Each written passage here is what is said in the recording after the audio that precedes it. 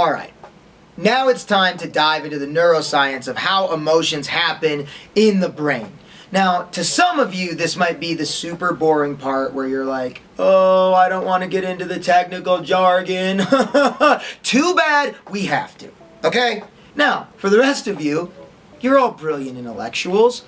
You're into this stuff. You'll dig it. Trust me. After this, I'll give you plenty of terms that'll make you sound super, super smart so you can impress friends at parties. But the most important thing you have to understand is that in order for the rest of this class to make sense, you've got to understand what is happening in your brain to cause these emotions that we want to know about. I'm joy. This is sadness. That's anger.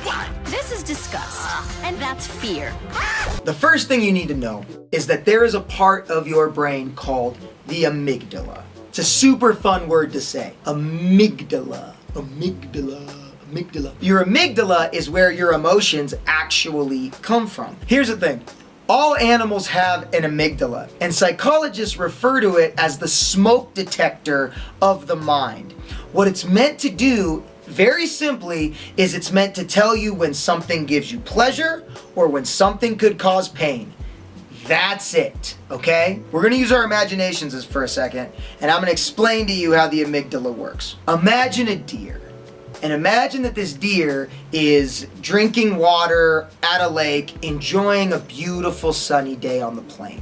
As it's drinking the water, it starts to get that dopamine we talked about before, right? Oh, this is good. I need more of this. It's necessary for life and it's good for me. Then, imagine that a mountain lion jumps out of the grass and is about to attack the deer. Now, the deer is going to see that mountain lion. It's going to see teeth. It's going to see claws. It's going to see big muscles. And it's going to go, oh no, danger. That thing could hurt me so bad. So what the amygdala does is it says panic. And the way it makes you feel panic is with a hormone called cortisol.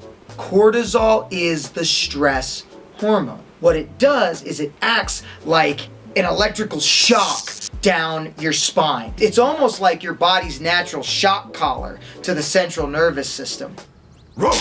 Have you ever been driving in your car and somebody cuts you off and almost hits you and you just feel a jolt up your spine? Or maybe you look down the edge of a cliff and it's really deep and you go like that. That feeling is cortisol. Yes, science! It's your amygdala's way of telling the rest of your body, hey, that could cause serious pain, even death.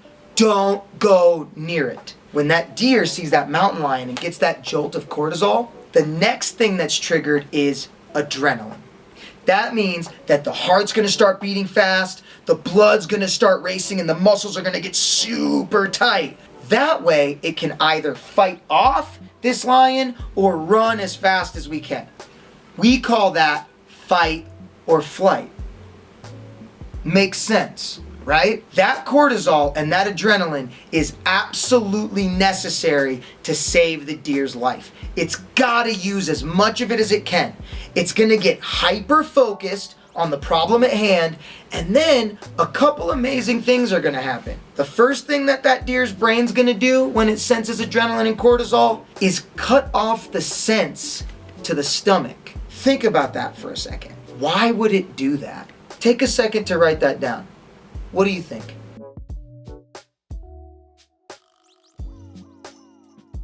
The reason that the brain cuts off the sense to the stomach when it feels adrenaline or cortisol is because that deer cannot stop to eat right now. If it stops to eat, that lion is going to attack it and kill it. So the first thing the brain does is go, all right, don't worry about eating, you just worry about running. The next thing that the brain's gonna do is lose the ability to sleep.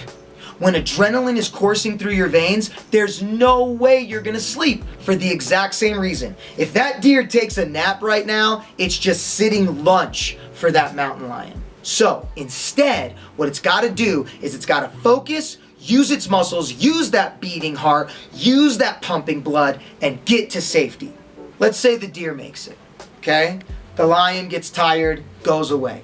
The deer can now see that that lion's gone. 2 more hormones are gonna flood the deer's body. The amygdala is gonna send out serotonin and oxytocin. Those two hormones are the love hormones, the feel-good hormones.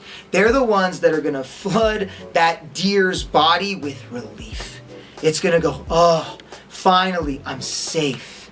It's okay to eat again. It's okay to sleep again. It's okay to enjoy the day because I'm alive and I'm all right. That's how the amygdala works.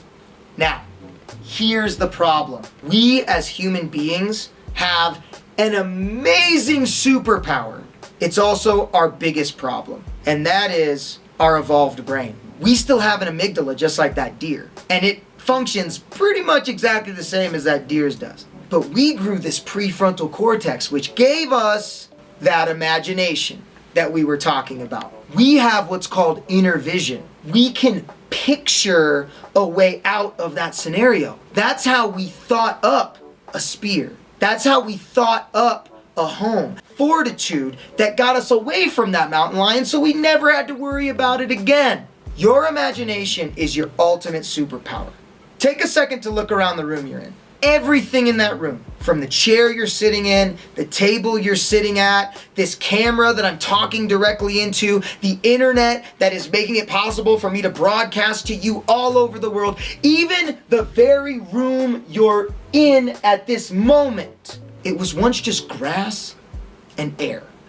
That's it. Somebody had the imagination. Somebody had the picture in their head of a room, and they built it. They had the picture in their head of a spear, and they used it. It's what put us ahead of every other animal. Here's the problem though.